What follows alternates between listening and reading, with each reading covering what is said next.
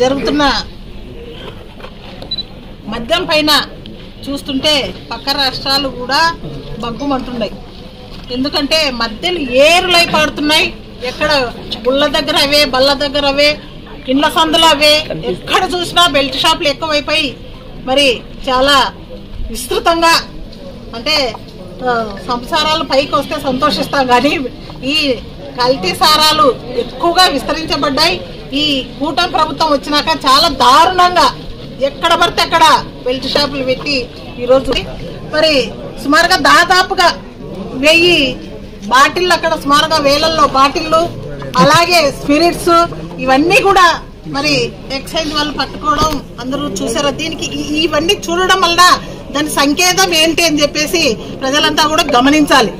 ఈరోజు వాళ్ళ డబ్బుకు, వాళ్ళ ఆదాయానికి ఈరోజు ఓటో ప్రభుత్వం ఎంతవరకు తెగించిందో, డబ్బు సంపాదించడానికి ఏ విధంగా తెగబడ్డారో ఒకసారి ప్రజలంతా కూడా, ముఖ్యంగా ప్రజలంతా కూడా ఆలోచించాలి. ఎందుకంటే వాళ్ళ కల్తీ మందు తాగడం వలన మరి మహిళల సౌభాగ్యాలు కోల్పోతున్నారు చాలా మంది. ఆ కుటుంబ పెద్దను కోల్పోయి ఆ కుటుంబంలో ఉన్న అందరూ కూడా రోడ్డున పడే పరిస్థితి ఏర్పడింది. ఈరోజు మరి ఆ కన్న తల్లి, కన్న కొడుకులే ఈరోజు తాగి మరి చనిపోవడం, కన్న తల్లులు కూడా కడుపు కోతగా మిగిలిపోయిన పరిస్థితులు ఆంధ్ర రాష్ట్రంలో ఏర్పడినాయి. తాగాలంటేనే ఈరోజు ఆంధ్రప్రదేశ్ లో మరి పరిస్థితులు చాలా భయంకరంగా ఉన్నాయి. ఇలాంటివన్నీ కూడా మరి ఈ రోజు పరిశోధనలు చేస్తున్నాయి, బయట పడుతున్నారు. అవి కూడా కూటమి వాళ్ళ ఇన్ఛార్జ్ అని చెప్పేసి కూడా అందరూ కూడా అనుకోవడం జరుగుతుంది. మరి ఈ ప్రభుత్వం డిప్యూటీ సీఎం పవన్ కళ్యాణ్ గారు ఏం చేస్తున్నారని అడుగుతున్నాం. లోకేష్ గారు ఎక్కడా అని అడుగుతున్నాం.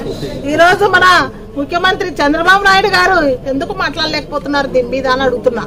ఇలాగే ఈ రోజు దయచేసి చెప్తున్నాను, ఎక్సైజ్ వాళ్ళకు కూడా మీరు ఖచ్చితంగా ఎక్కడైతే బెల్ట్ షాపులు ఉన్నాయో, ఎక్కడైతే కూటమి వాళ్ళు ఇవన్నీ కూడా తయారు చేస్తున్నారో అవన్నీ కూడా ఒకటే మీకు విన్నవించుకొని చెప్తున్నా.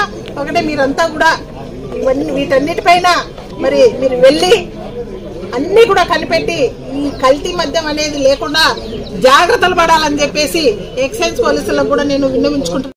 చిన్న బెల్ట్ షాపులు విలేతాండం చేసి గవర్నమెంట్ వచ్చిన వెంటనే బెల్ట్ షాపులు తగ్గించిన పరిస్థితులు చూసాం. ఎక్కడో ఊరికి ఒకటి కూడా ఉండని పరిస్థితులు బెల్ట్ షాపులు. ఎక్కడ కూడా సారా తయారు చేసే వాళ్ళని కూడా ఎక్సైజ్ వాళ్ళు పరుగులు పట్టించిన పరిస్థితుల్లో గత ప్రభుత్వంలో చూసినాం. మరి ఈ ప్రభుత్వంలో ఎక్కడ చూసినా పర్మిట్ లో చాలా పెట్టడం, మరి ఈరోజు బెల్ట్ షాపులు కూడా ఎక్కువగా కావడం, ఇవన్నీ కూడా గమనించాలి. ఖచ్చితంగా తనిఖీలు చేయాలని చెప్పేసి ఎక్సైజ్ పోలీసుని కోరుతున్నాం. ఈ రోజు ఇలాగే చేసుకుంటూ పోతే ఈ రోజు చాలా మంది మహిళలు భర్తలు కోల్పోయిన పరిస్థితి వచ్చింది. మొన్ననే మా పత్తికొండ నియోజకవర్గంలో మరి మద్దికేరి మండలం అయిన మరి గెడవెలి గ్రామానికైనా పెద్దన్న గుంటకల్లికెళ్ళి అక్కడ మద్యం తాగి కల్తీ మద్యం తాగి చనిపోయిన పరిస్థితులు కూడా ఇక్కడ కనపడుతున్నాయి. కాబట్టి ఇట్లా ఎంతమందో రాష్ట్రం పైన కల్తీ మద్యం తాగి చనిపోయిన వాళ్ళు చాలా మంది ఉన్నారు.